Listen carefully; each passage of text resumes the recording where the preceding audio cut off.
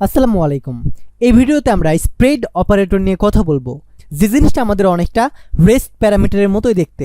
আমরা যখন rest parameter ব্যবহার করেছি তখন আমাদের 3 ডট ব্যবহার করতে হয়েছে। ঠিক সেম ওয়েতে আমরা যখন স্প্রেড অপারেটর নিয়ে কাজ করব তখনও আমাদেরকে 3 ডট ব্যবহার করতে হবে। তো এইটার জন্যই যারা নতুন ডেভেলপার আছে বা নতুন ES6 শেখে তখন তাদের রেস্ট প্যারামিটার এবং স্প্রেড অপারেটরের ভেতরে অনেক বেশি কনফিউশন পড়ে যায়।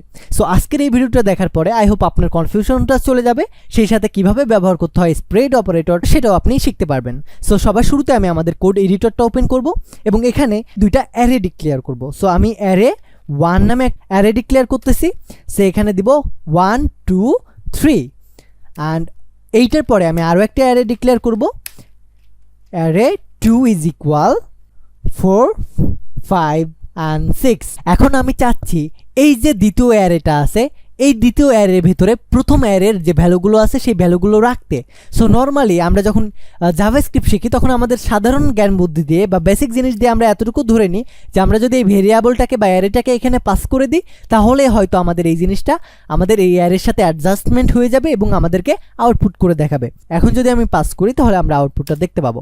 এখন দেখেন আমাদের আউটপুটটা ঠিকই দেখাইছে। শুরুতে আমাদের প্রথম অ্যারেটা কল করছে অ্যান্ড অ্যারের ভিতরে আমাদের আরও একটা অ্যারে দেখাচ্ছে, অর্থাৎ হুবহু এই সেম অ্যারেটাকে আমাদের এই জায়গায় বসাই দিছে। কিন্তু আমরা চাই স্প্রেড অপারেটর ব্যবহার করে এই অ্যারের জাস্ট ভ্যালুগুলো নিতে, এই অ্যারেটাকে না।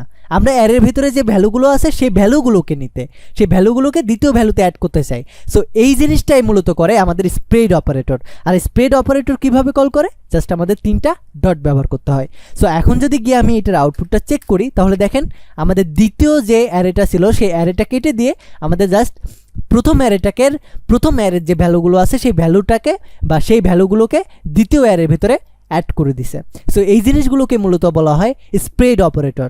আর এর আগের পার্টে তো আমরা রেস্ট প্যারামিটারের কথা বলেই দিছি যে রেস্ট প্যারামিটার আমাদের যদি কোনো আর্গুমেন্ট পাস করি অনেকগুলো বেশি আর প্যারামিটার যদি কম পাস করি তখন আমরা ওইটার সামনে যদি 3টে ডট ব্যবহার করি তাহলে আমাদের বাকি যে আর্গুমেন্টগুলো বেশি আছে সেই আর্গুমেন্টগুলো আমাদের সেই প্যারামিটারের আন্ডারে শো করবে।